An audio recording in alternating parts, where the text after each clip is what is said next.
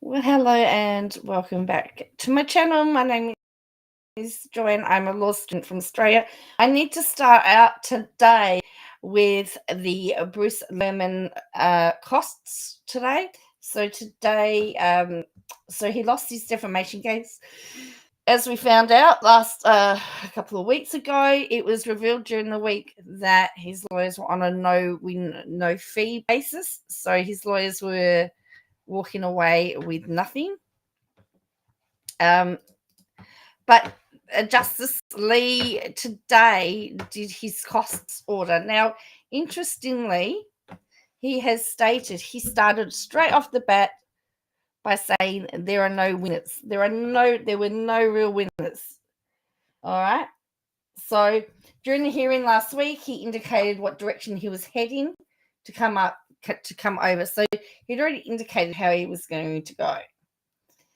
So it's been a month since he delivered his been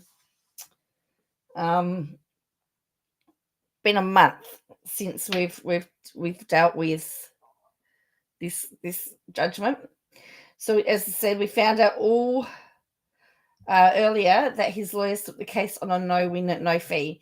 And usually they do that if they think they have a really good prospect of success. And of course, they've lost it. So look, I would be very interested to know how much they've lost, but they're assuming that it's going to be a lot. So he's got to pay costs on an indemnity basis, which is an order reserved for exceptional circumstances. Essentially, it's argued that Mr.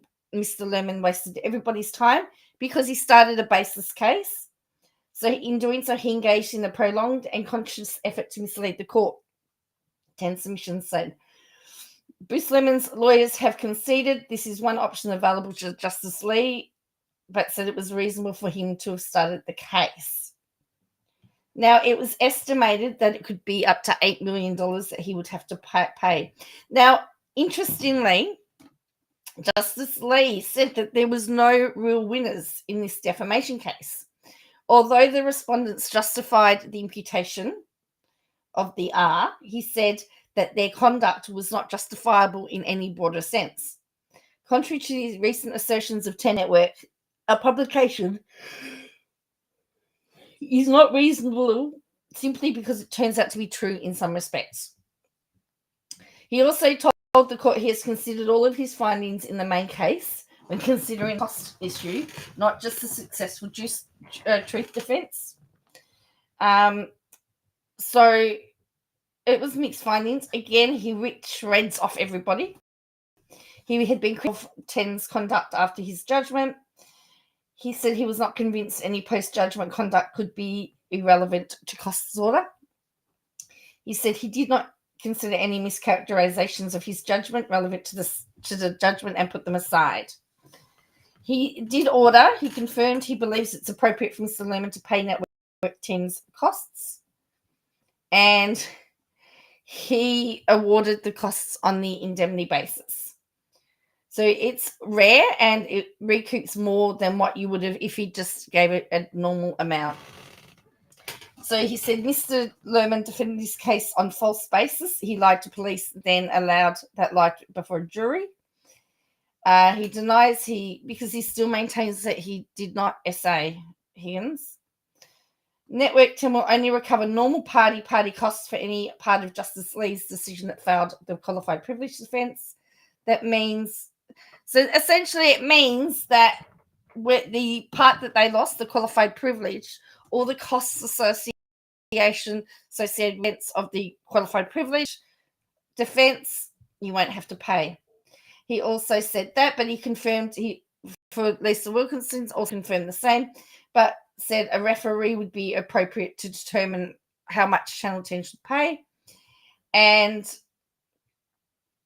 the amount to theoretically stand to gain has not been heard. Media experts predict it could be up to $8 million. Justice Lees has asked the parties to submit how much they estimate their legal bills to be by May 24th, and then he will do a case management hearing.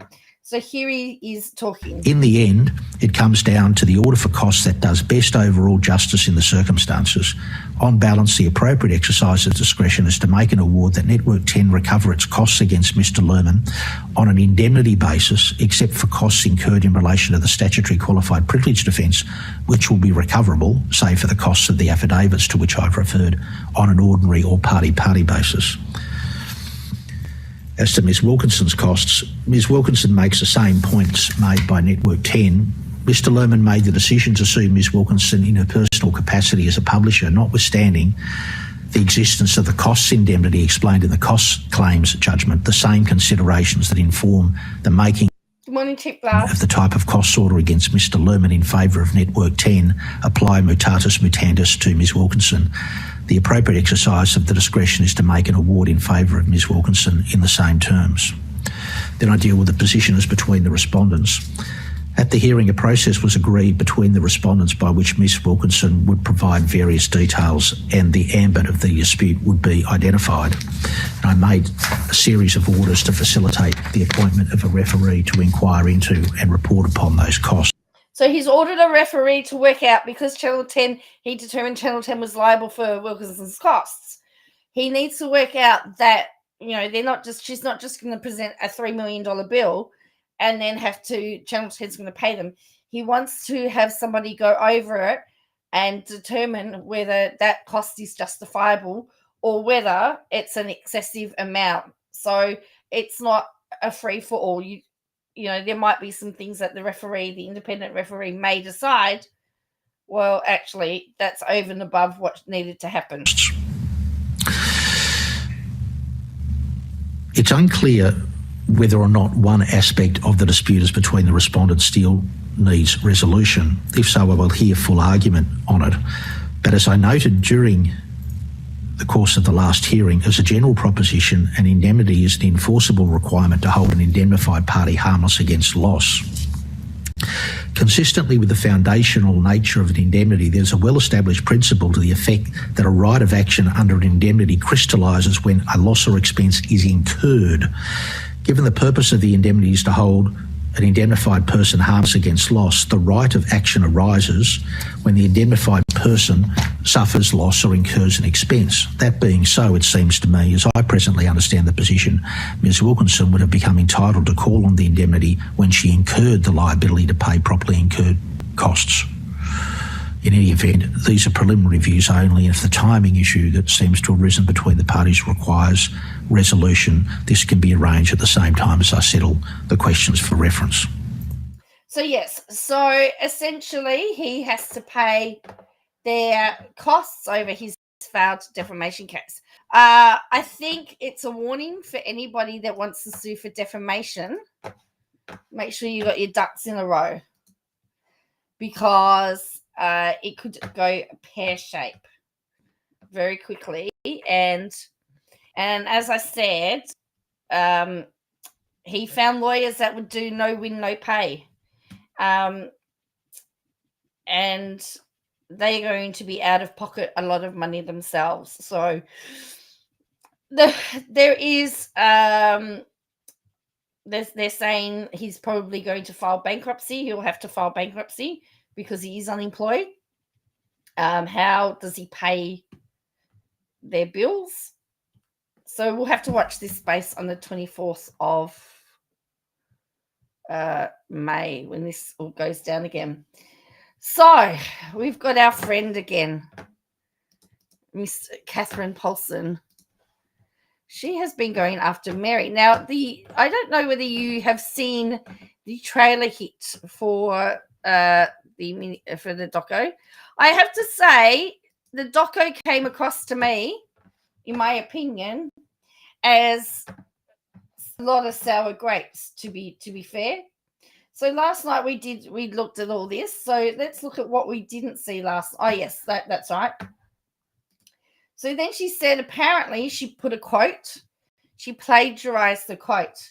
Meri Brown's new passion project has officially plagiarized the quote by Will Brown as her own. Meri launched Worthy Up earlier this week. She's been posting videos and quotes on her Facebook page. A quote shared yesterday is a famous quote by Will Rogers, an actor and a social commentator who passed away in 1935. Using quotes to promote self-help is normal. Not using someone else's quote as your own is plagiarism. Huh? Not using someone else's quote as your own is plagiarism. No. Using the quote as if it's your own is plagiarism. That makes no sense, actually. But anyway. Funny enough, Cody Brown once gave a person on Cameo advice to plagiarize their book. They can't think of anything to write. So there you go. Then she says, and then it says, worthy up, stand the path, but keep moving. Hello, AH. Quote by Will Rogers. And then she goes, I told you that Meri is always watching me. Look at her trying to pretend like she's embodied by using someone else's quote as her own. Now she adds his name like nothing.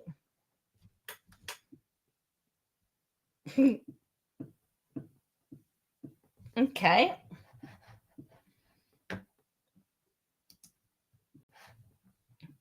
Then this is about Christian bloggers, apparently. Again, like not many about Sam and Nia. They came famous after a video lip syncing. Apparently, they're going to be in Netflix new series, Ashley Madison, Sex, Lies, and Scandal. Hi, Christine. No, I don't know that it could. And I mean, considering that she's tried to interfere in her business. So here we go. Oh, yeah, this is the foot. Oh, yes. Cody and Meri pack a foot for their trip to Mexico. Season 4, episode 9. Cody and Meri are packing for Mexico. A foot is seen popping out the suitcase. There was no one else in the room filming with them. Their child was not in the scene. Who's hiding in the foot suitcase? Or is it some kink we don't know about? A fan site on Facebook caught this foot. I recorded the video and image on my own. First of all, Katie, it's not a fan site, SIGHT. It's SITE, by the way. Let's just get your grammar correct. All right. I'm going to just... I don't know whether you can see it, but she's got a fan site, SIGHT. So now I have come to the conclusion, I've worked out why Katie knows what goes on in the bedroom of all the sister wives, because that's actually her foot. She's hiding in the suitcase. That's the only explanation for why she knows so much about what they get up to in the bedroom. Because how else would she know? It has to be her foot.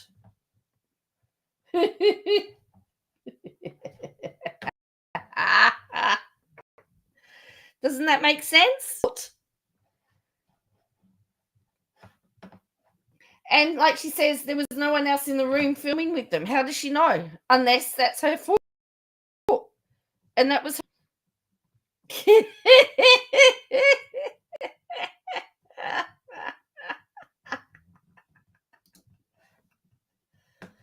Oh, his foot fetish. So now she's showing the video. I'm not going to show the. It's a quote. She probably didn't put the guy's name on the quote because her followers have brains and I knew who said it. Well, that's true. So now she's showing the video of the foot. As I said, it's Katie Joy.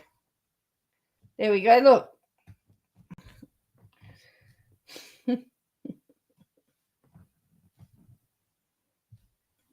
So there you go. Full clip of packing the mysterious foot. So there you go. She's really onto this foot. It could be because Cody's long lost brother. They are sure. Well, it could be.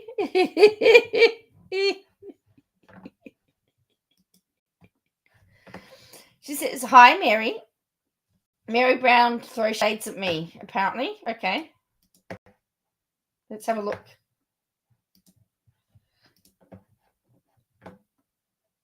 Lots of lies. There's lots of lies out there from lots of different people. Mm-hmm. Here's the thing, though, but not everybody's mean. There's a lot of people that are like really supportive and super cool. Yeah, they tend to attempt to steal everyone else's joy, and that's not going to work though because some people who think that they're joyful are not very joyful. Oh, our shirts say we're the interwebs who like to say things that are vile, that are mean and untrue.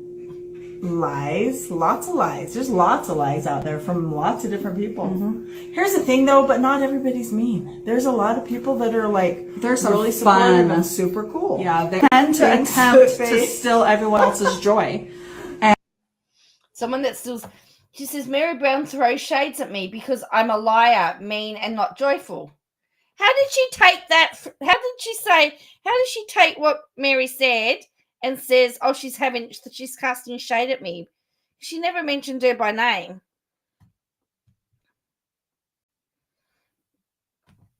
I guess I'm not worthy of worth. Only people that pay her are worthy. I think the problem some people have with Meri is that she's so mean. Christine and Janelle have both said Meri enjoys being the mean girl and likes to mock and belittle people. I didn't belittle Meri. I point out facts that she lies. Maybe it's editing. She put the foot in there. True.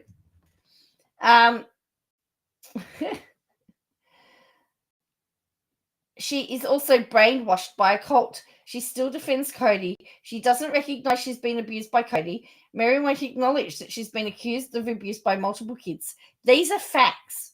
None of these are lies.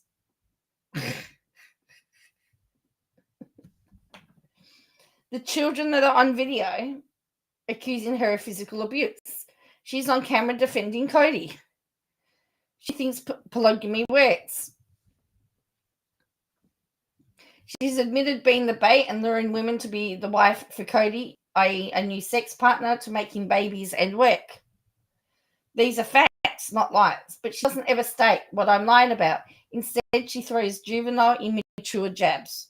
I've become convinced that Jen is a terrible influence for her. Jen is obsessed with negative comments and content about Meri. She fuels Meri's obsession with watching and reading content about her.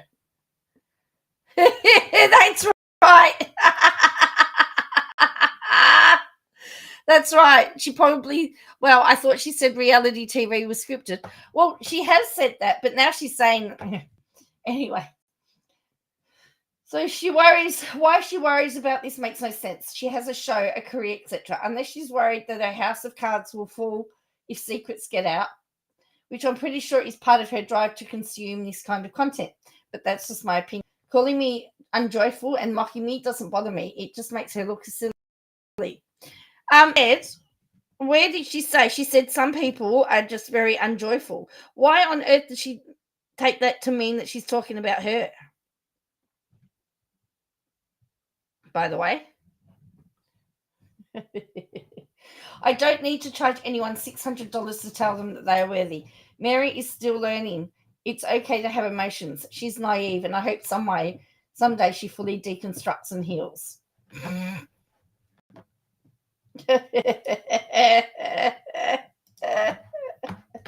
I miss my sister so much. All right. That's hilarious. What's that one? I don't even know where to start. Today is my Hello, short order. So she's going after Meri again. So Netflix has officially dropped the trailer today, and unfortunately, Netflix's YouTube account has been inundated with lots and lots and lots of comments.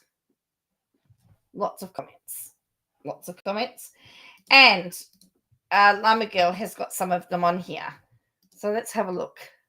It says Katie Joy Paulson from Without a Crystal Ball has more victims than anyone out in this alleged IMO. Katie claims she stands for victims of sex trafficking and cults, but decided to work with Wilma Vandemara, whose relationship... Seriously, I've heard none of this. It's all news. A foot finish, yes. She believes she stands for victims of sex trafficking. With Wilma Vandemara, whose relationships with many young starlets is very concerning, not to mention the very close ties to Scientology. Ironic, don't you think? Katie said on camera she wants to molest young boys, thinks her autistic son is capable of murder, and has admitted to sleeping in the same bed with him when he's 11 years old. Katie's been in multiple lawsuits, sued by Tati Westbrook and Todd Chrisley for defamation. She's currently in active litigation with Shin, Miranda, and James after accusing them of crimes and costing them brand deals. And then someone else has written, IMO Katie is incredible. Miranda has begged for Katie to leave them alone. Katie's white savior complex won't allow that to happen. I think the Wilkins are terrible for participating in this biased, one-sided hit piece. Melanie blocked Miranda from their shared TikTok account and refused to pay her for brand deals. Dean said James was a black man and forcibly tried to stop Miranda from leaving their property. Kelly comes off as disingenuous with her cry, no tears. I think Miranda left her control family for 7M, found wild success, and the Wilkins are furious they can no longer use Miranda as a paycheck. But let's face it, she's a much better dancer than her sister. I am and will always be Team Miranda. Oops.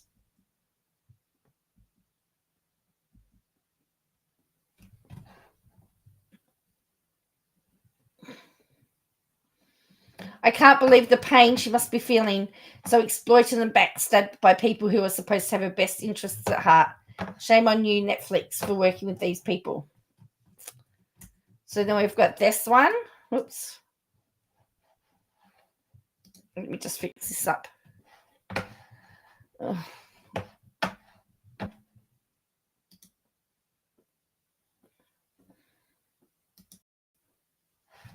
Okay, so this was girls here. So here we go. Let's get this right. So then we've got, that was that one. Then we've got, okay, I'm going to state that to the victims in this docuseries, I'm sorry.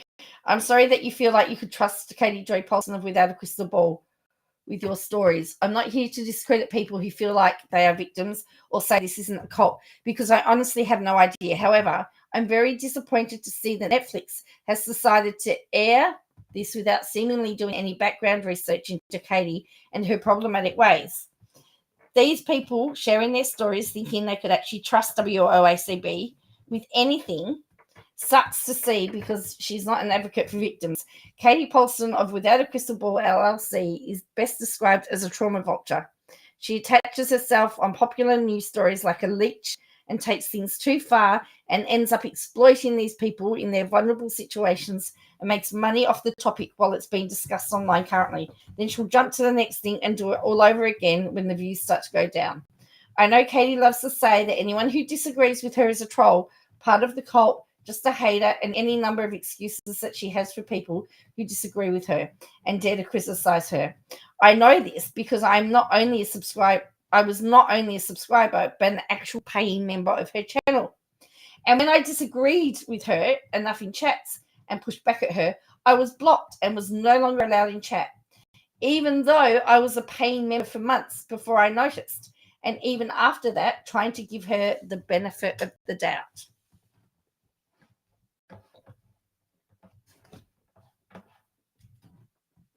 There are many channels dedicated to calling out her lies and problematic behaviors, but there are two situations I want to post here, as this is dealing with victims. The first is a situation involving a young girl named SL. While the story was still unfolding, a video went viral. The young girl was saying she was a victim of SA. Given that she was just a child, no one should question her credibility and the story and allow the authorities to get to the bottom of things. Now, thankfully, the authorities investigated and discovered the story was made up by her father over custody issues. But at the time, Katie had no clue, and like the rest of us, whether this situation was real or not, but Katie decided to question the little girl's story and call her a brat. Now, Katie loves to claim that the evidence of this live stream, because it's just a clip, is somehow taken out of context. That is a lie. I was in that stream that night, and while she may have been reading someone's comment of saying, I think she's being a brat, Katie responds with, yeah, I think she's just being a brat. I just think she's being bratty, and goes from crying to fine. It reminds me of when my son pitched fit. Many people, including myself, took issue with this statement because regardless, a young child was crying and making accusations. You doubt a child who's claimed to have suffered like that. But Katie discussed the girl's acting lessons and equated that to her behavior in the video and ultimately questioned her whole story. To me, you never second guess a child saying that. I'd much prefer they investigate and determine that it was false than letting an innocent child suffer like that. So this is my first example of her not truly being an advocate for the victim. Second is involving a man who just happened to jump into a live stream and chat. He caught Katie's attention, so without thinking too much about it or doing a Google search on her, he came in and had a conversation with Katie. However, this man deals quite closely with vulnerable people and other people advocating to and bringing awareness to cults. So Preacher Boy decided to do some research into Katie himself after he received quite a few messages that concerned him. When he learned, he said he did not align with his views and methods of how he runs a channel and the work he does. So he politely apologized to his audience and his followers and said he was unaware of who Katie Joy was at the time he joined the live. It was a very spur of the moment, and he didn't have time to look into her, which is something he always does, he stated. Well, Katie didn't take too kindly to being rejected and decided to go on an Instagram live and start bashing this man publicly. He simply made an error of not researching someone he talked to beforehand. Well, Katie in this live was dragging and bashing him and blaming the haters for contacting him. She couldn't, nor can she ever, take accountability for herself.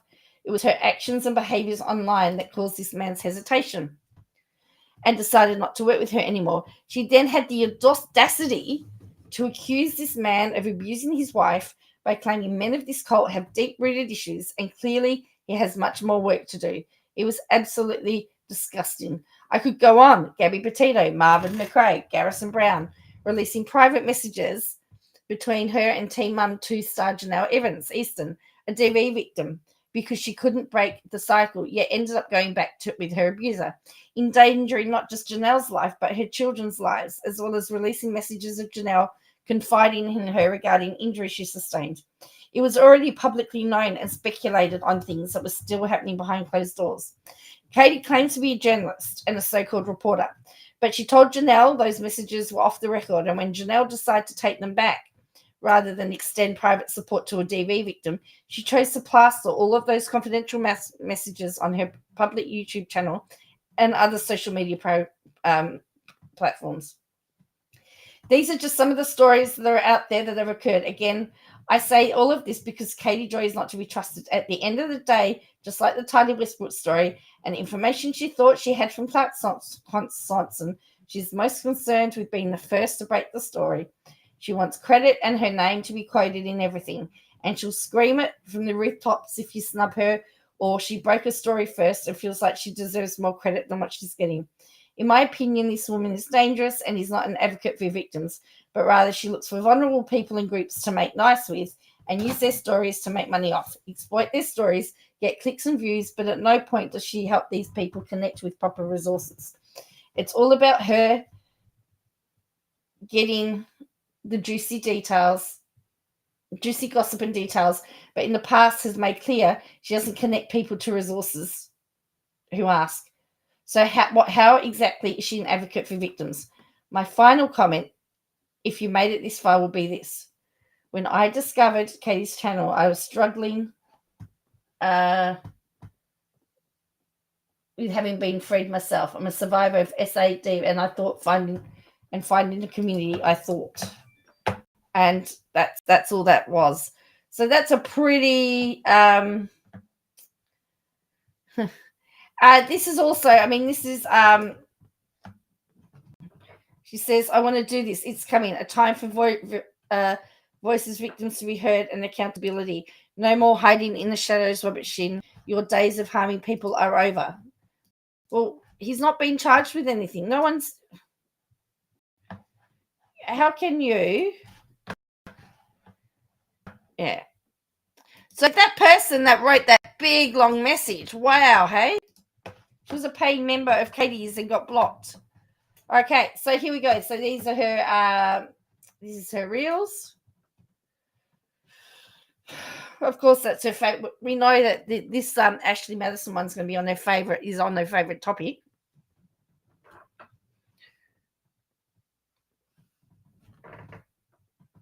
Oh, now we've got the foot. So we got Katie's foot. As I said, my theory is it's Katie in that suitcase because Katie knows foot. She left the cult. Joanne Duggar wakes up. Belief system shattered by Ginger and Jill's book. Yes, $29.99 to be blocked, hey? Imagine that. Paying $29.99 to get blocked. Janelle Brown ditches Cody for good. Starts a new life following Garrison's party. I don't even know where to start. Today is my sister's birthday. We're not allowed to blocked on absolutely everything. We have 2 daughters. We don't just have one. All of the dancers that she dances with, someone else is controlling their lives.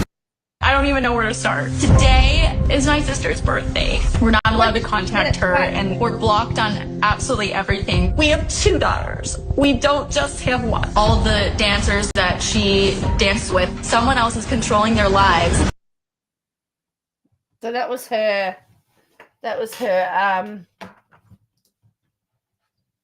I have actually tagged a link up the top. That is to a podcast called Inclusion Talks. And it's about a woman. If you want to talk about advocacy, you need to listen to this woman's story. She was married.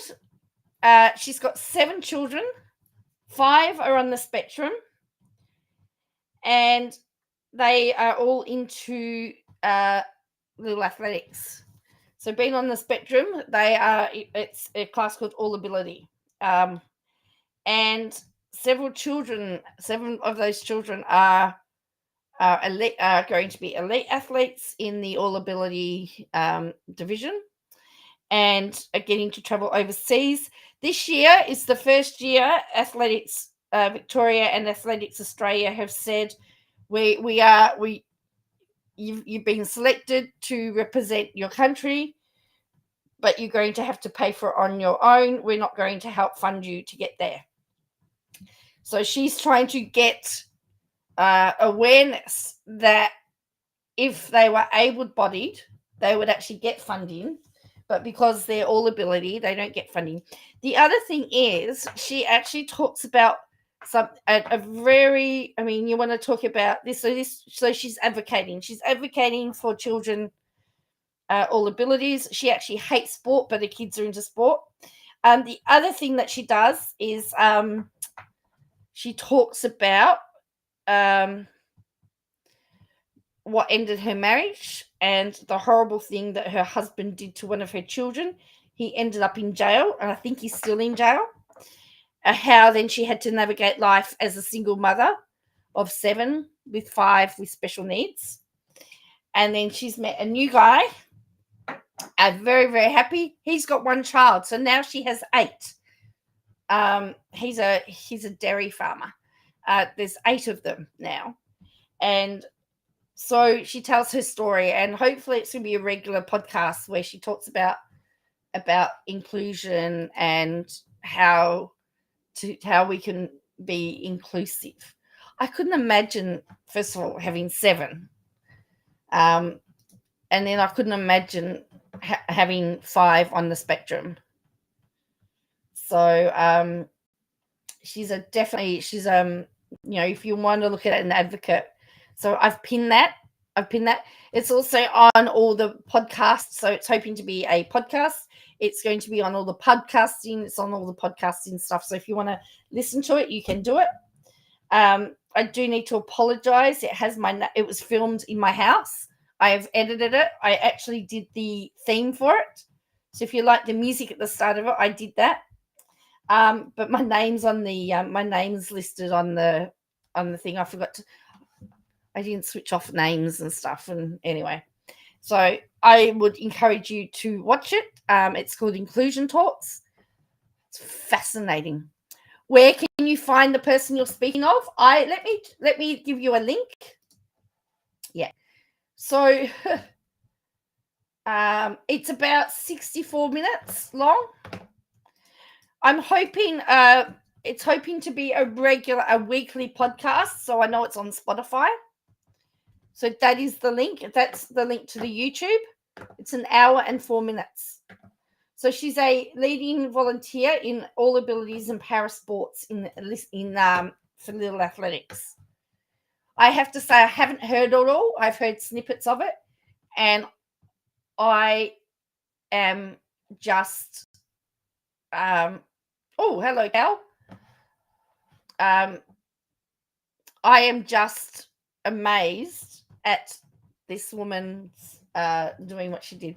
But yes, what the husband did was, and one of the children was close to the father and has blamed the mother for the father being in jail, and all of that navigating. But look, if you want to hear an amazing story, please listen to that, because as I said, it's absolutely fascinating. But yes. So yeah. So that's where we are.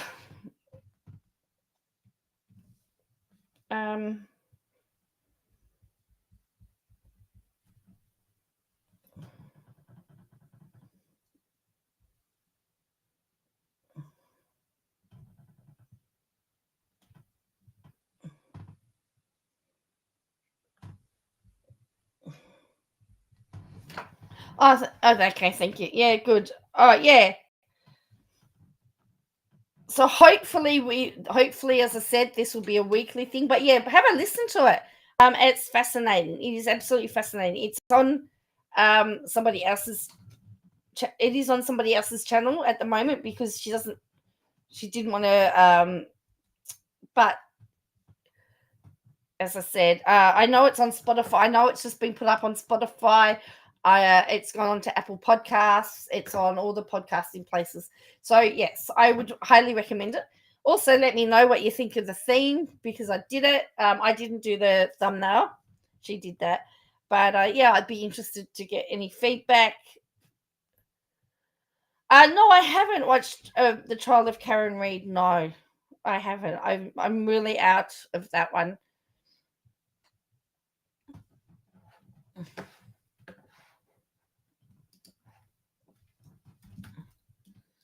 I've seen bits and pieces, but I don't know the full story.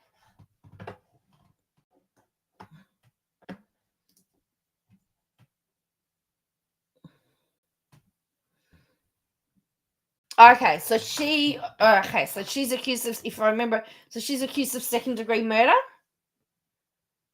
And yeah. Cool. Yeah.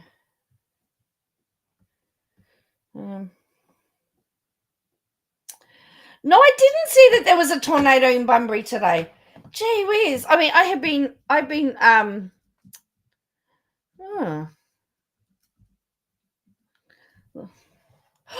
wow. Let's have a look at this. So we have tornadoes.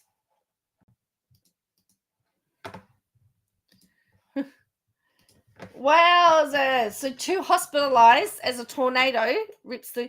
Thank you, Plan to Create, for telling me about this. Today was a work day. So I've essentially come home, did the final lot of uploads to the podcasting places, and then I've come live. So I'm still catching up on things. So 2 people were in rushed to hospital after a tornado smashed through the city of Bunbury in West Australia's southeast on Friday afternoon, ripping off roofs and damaging property. So the woman in her 30s who was at the Bunbury Police and Citizens Youth Club was in the path of the storm, sustained nice non-life-threatening injuries and taken to hospital. I didn't think it was the season. It's understood a man was also taken to hospital from the Bunbury Regional Prison with less serious injuries. So obviously the prison was. Pictures from the scene show part of the PCYC building and its roof collapsed with huge twisted sheets of metal extending into the car park. There it is. Look at that.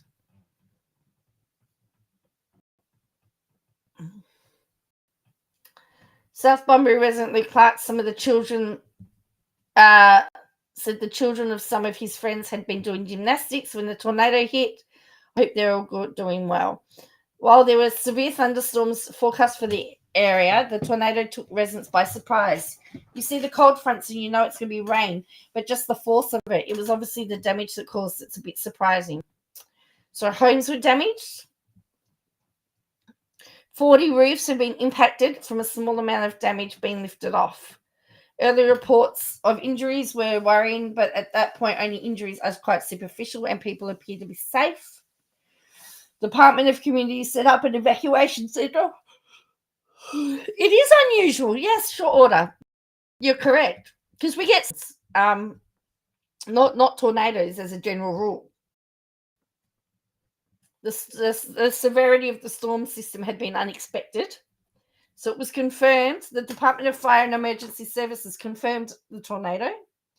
Bureau Meteorology subsequently issued an update severe weather warning. So the prison was also affected. Said assessments and videos posted to social media contributed to the tornado's classification. They are fairly common in this time of year and into the winter months. On average, 5 to 6 reports of tornadoes per season. There you go, short order cook. Apparently, they're saying it's fairly common. I didn't know that.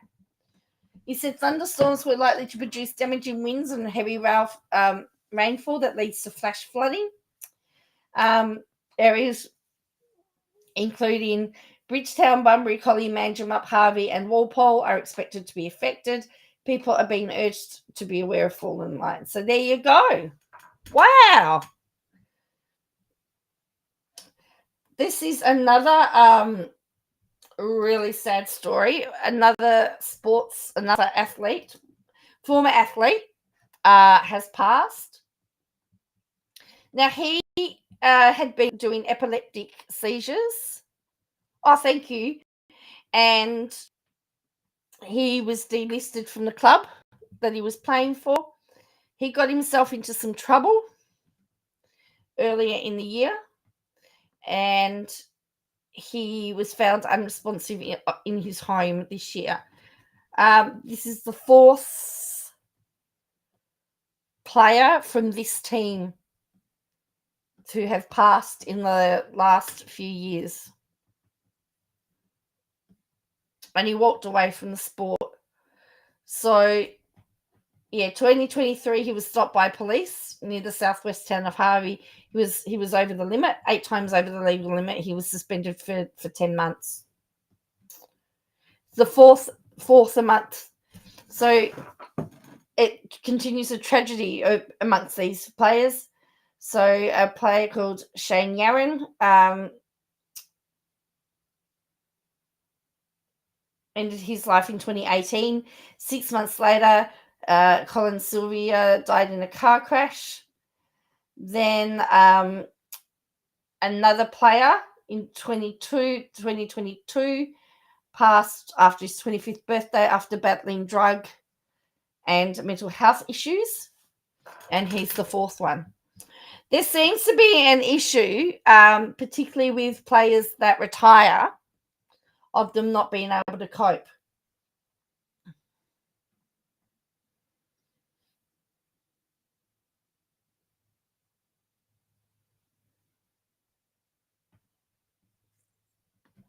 It's not being treated as suspicious. And, of course, whenever they put the lifeline details down here and mental health stuff, you know that it's what it really generally means.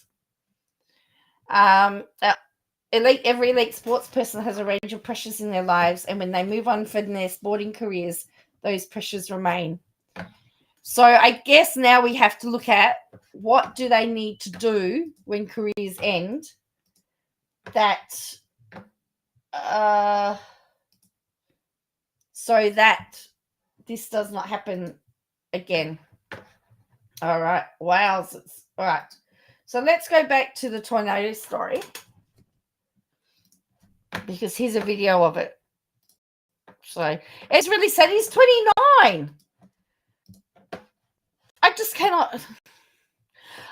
Yeah, you're looking into the trauma and sport. So that they have discovered a link between concussion and some type of odd behavior. There's a player called Danny Frawley who drove his car into a tree. He was very erratic, and they believe he had CTE when he passed. So it is something that they're looking into. So this is the video. This is from the news station in Perth. And let's have a look at the footage of the tornado. Good evening. We begin with developing news tonight. A tornado ripping through Bunbury in our southwest. Live to Connor McGovern in the newsroom. Connor, the damage is widespread. Michael, there's been more than 40 calls for help to emergency services from residents. This vision you're seeing right now of the tornado, which late this afternoon ripped roofs from homes, flipped cars and sent debris flying. The wild weather plunging 6,000 homes into darkness since 4 p.m. Most concerningly, though, it's believed the tornado tore through a recreation centre, the PCYC, in the suburb of Withers in South Bunbury. Dozens of children may have been inside. St John Ambulance crews are on scene, like local Mark Brown telling 9 News of the havoc he's seen. I just could see all this debris in the sky, and I thought, that's a bloody twister. And I got, the closer I got, I could see sheds, I could see trampolines, and the noise and the wind and the rain, and it just literally went past me. It was just unbelievable. It's what you see on the movies. Bunbury Regional Prison was also impacted, with 1 prisoner taken to hospital after a number of accommodation blocks in the minimum security section were damaged. The site has been secured. Michael, as this major clean-up begins, residents are being warned of flash flooding, which may follow in the area. They are incredible pictures, Connor. Thank you. So there you go. So that is from Perth, the news from Perth. So, yeah. You think you should start watching Australian news, AH? I don't generally watch Australian news. I don't like Australian news. I actually don't watch a lot of news at all, actually. To be fair, I find it, yeah.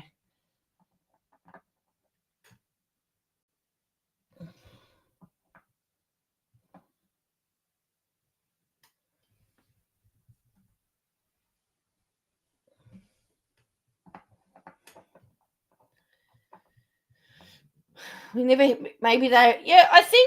know for a lot of the cyclones, short order, I know that a lot of the ones that hit WA, because WA is so vast, and sparse, and most people are in certain areas. A lot of the cyclones, when they cross, for example, cross where there's no people in WA, they'll get the after effects generally, but for most people, so,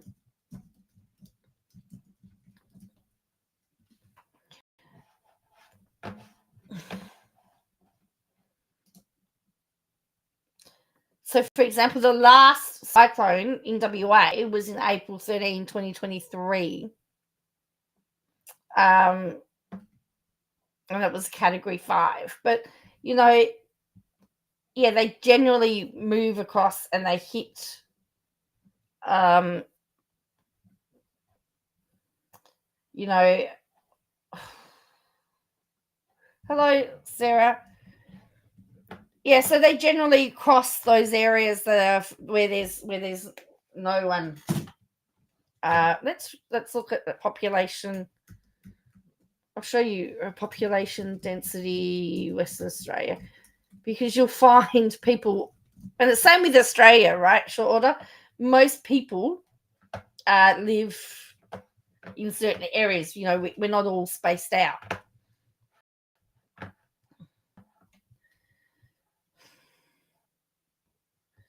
So, so for example,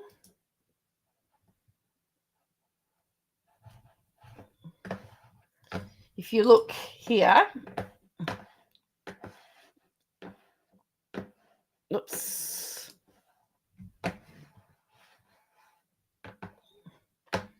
So this is the major centres of WA. Okay. So if we go to this one here, let's make it big. Okay. So you can see they're the main towns. There's a lot of space there. And so quite often, it often comes through around, you know, around Carnarvon and you know, between Denham and Carnarvon. You're a tornado watcher? Hello, Big Tony. Imagine catching you here. I'd say there are many more inland, but yeah.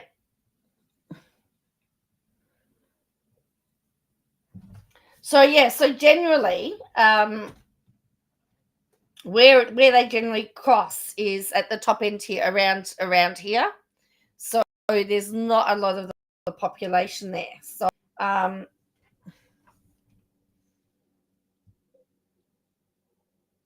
much of the state is eroded and infertile, with the majority of the population living in the southwest corner.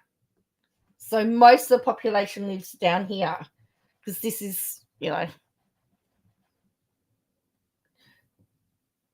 But what often will happen is, hello, what's making news? Oh, we were just talking about the cyclone. Yeah, sorry, the tornado in WA.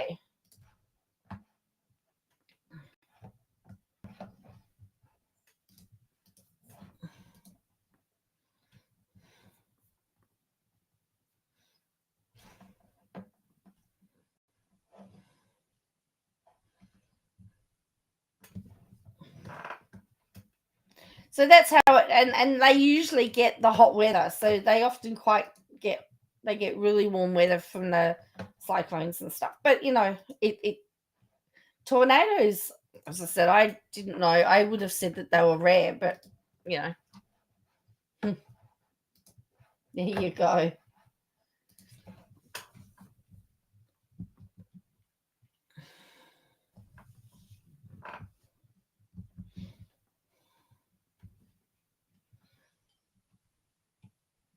And I believe that Linda Reynolds and Brittany Higgins have been told they've got to try and mediate again, because it was pointed out that it's the job they've got to try and mediate where at all possible to save court time.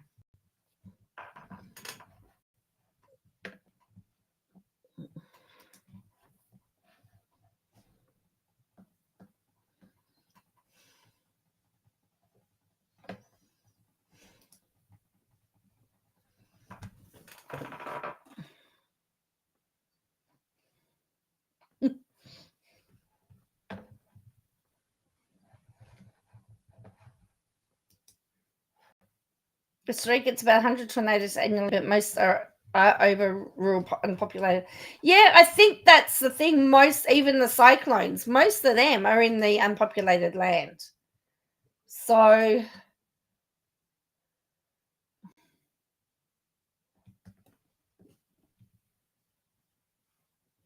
I think they should mediate. I mean, remember, Linda Reynolds did have to sell her house. Oh, sorry, one of her 4 houses to be able to sue her. So why wouldn't she want to mediate?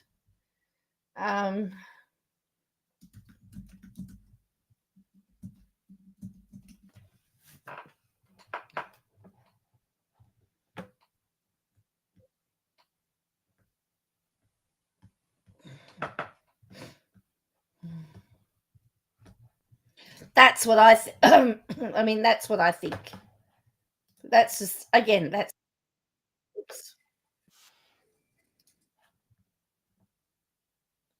really, Peter, you're having trouble getting in.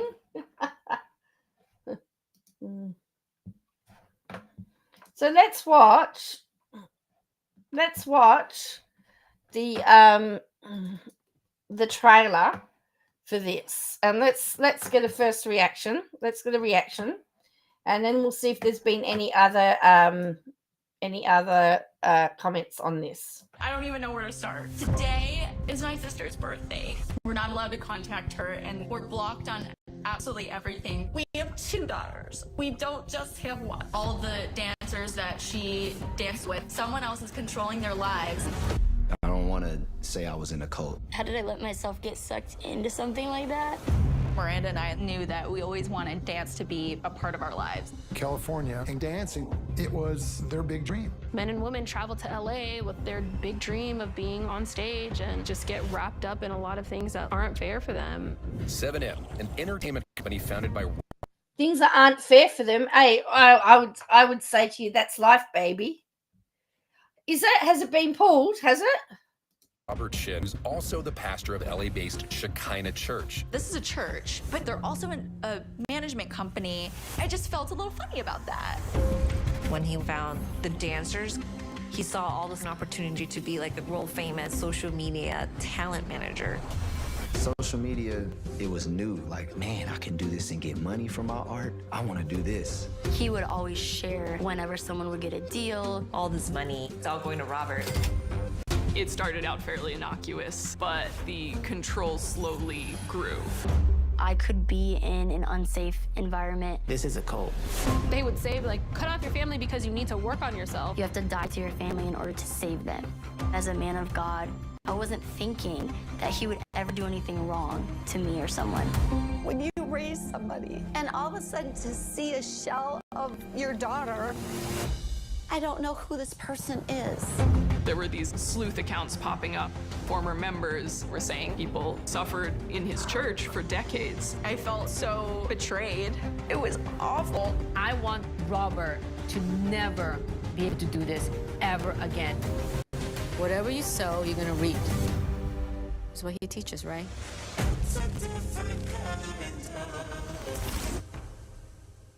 So that is the trailer.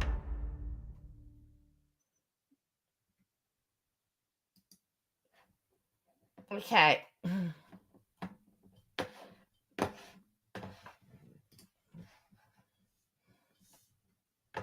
So it says, I went to school and did theatre with Miranda. I remember hearing and seeing this happening.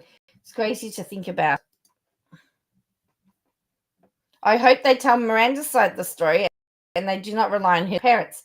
By the way, Miranda did say what was going on shortly after her parents posted their side of the story on social media. I have them set to this account as well. Wow. Someone says, hard no. Katie Joy Paulson of Without a Crystal Ball said she made this documentary. She was called to Garrison Brown's family after he lived himself and posted a fake video of his family's house when they were grieving. If she's involved, you know it's fake. She makes up fake stories. Isn't Miranda suing Katie Joy Paulson for defamation because Katie publicly lied? how do I know that this production is valid? And someone says, yep, 100%, and has been for 2 years, which is the time frame this was made in. But, oh, that's not suspicious, is it? Hey? I don't even know where to start. Today is my sister's birthday. We're not allowed to contact.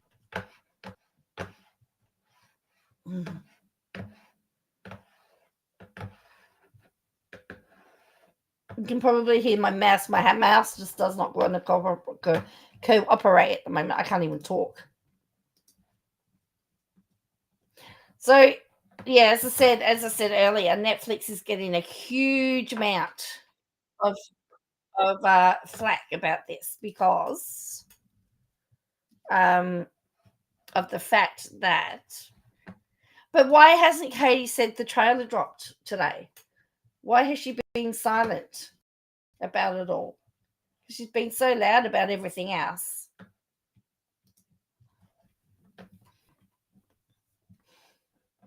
How long can we look at each other down the barrel of a gun?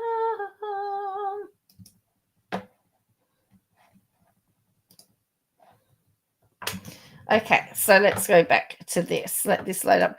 I won't be on for very much longer because I've had a big day. So, all right. So I says I think Netflix is pretty brave putting this out with Catherine Paulson being involved. I did Bruce right at the start, Peter, being involved with defamation lawsuit against her from Robert Chin. I wonder how the production co will feel when they're attached to the said lawsuit and brought in as witnesses. I won't watch anything that WOACB is involved in, but I'll be waiting for the backlash. Katie Joy is associated with this documentary. She has harassed so many people with her outrageous lies. Netflix needs to fact check before releasing documentaries like this. I feel bad for Miranda. Now I can see why she cut off her family. The thing is, Peter, I think Brucey will have to you'll have to bankrupt. You'll have to go bankrupt. Maybe she'll end up looking like Paul and Morgan did in Shiny Happy People. She might do, as we hear so far. No one hears her on it. And she says, I can't believe Netflix thought this one was a goer. See, even what they've released, all I hear are people who have an axe to grind. Some guy says it's a cult. What? Why is it a cult? Is it because you weren't a great dancer and you didn't make money? So many non-dancers in this video being called dancers, someone says. The trailer you watched had images of KJ's social media posts on it. I think there's been two of them out. You know, this documentary will be problematic because Katie Joy Paulson is claiming to have spearheaded the whole thing. Not sure I'd get any advice from someone who has been in as many defamation lawsuits as she has. She's all about histrionics and exaggeration. Katie Joy Paulson, without a crystal ball, is associated with making the film. If you do a simple deep dive on YouTube, you can see how shady it is. The information in this film was gathered by her, according to her, may be untrustworthy. Someone says, get a life. There are victims in this cult, in this doc, sharing their experiences.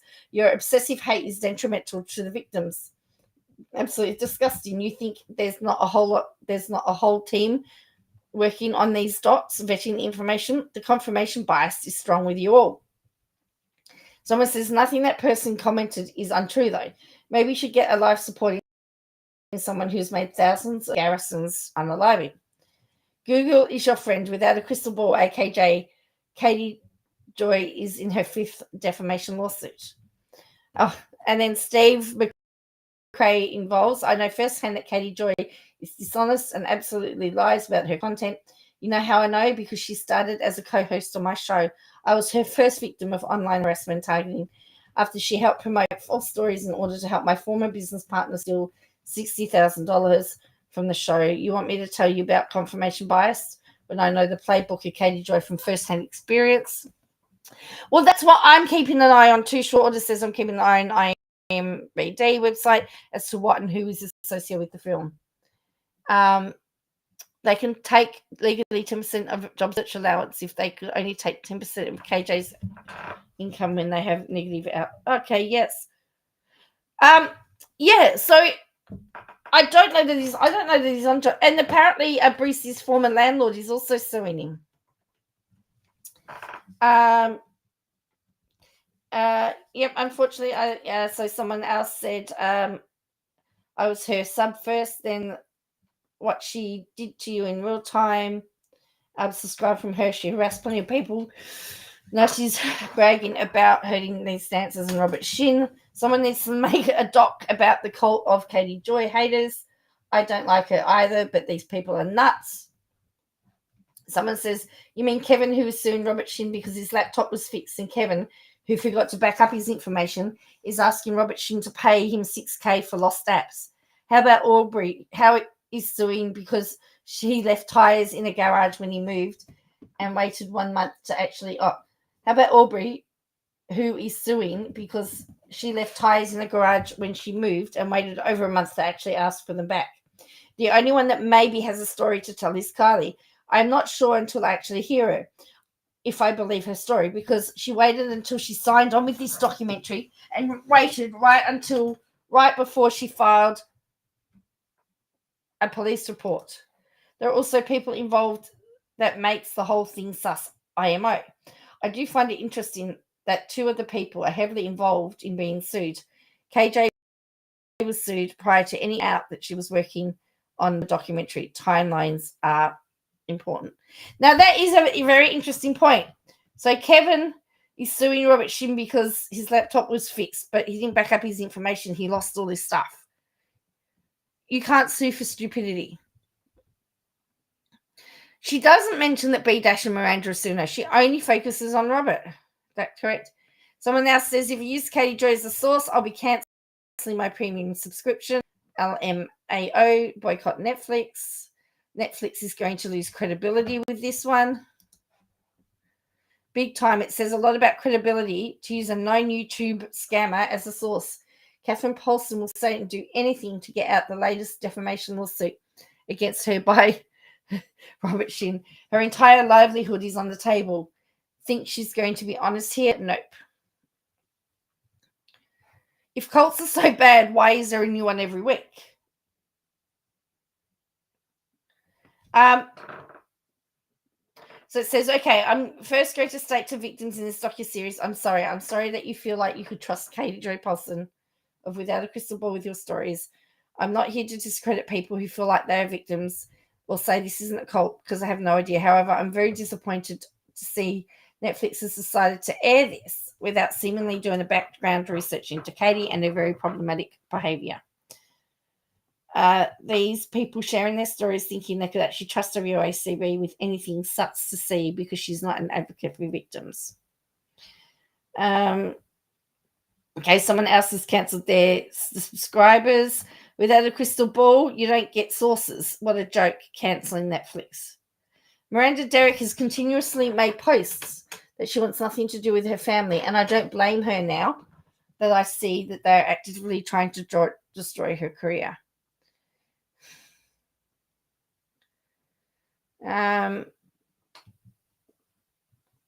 This looks like a jealous sister trying to get attention.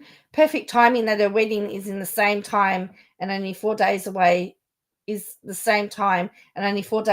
the release of the documentary. Miranda was just with her family a few days ago. Netflix, you'll put anything out these days, won't you? So there you go. They are some of the comments from this that Netflix have received.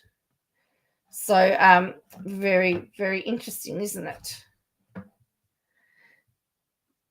Yes, I did see the footage of her son that makes $90,000 a month. Yes. That was Nene Marie's video, I think, that she released. She showed that. That was an interesting video. I have to tell you. Very, very interesting indeed.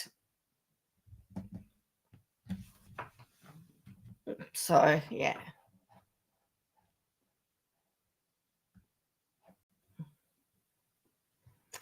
So on that note, I'm going to head off for the night. I'm going to go to Betty Buys. I know it's still pretty early here. I've got a couple of, oh no, it's not. It's 11, 10 past 11 on a Friday night. Friday night and the lights are low. I'm all dressed up and have no place to go. So anyway, if you could do me a favor, hit like and subscribe. Also check out the video that I've tagged at the top that I pinned. As I said, it's about if you want to know, see what a real advocate does, have a listen to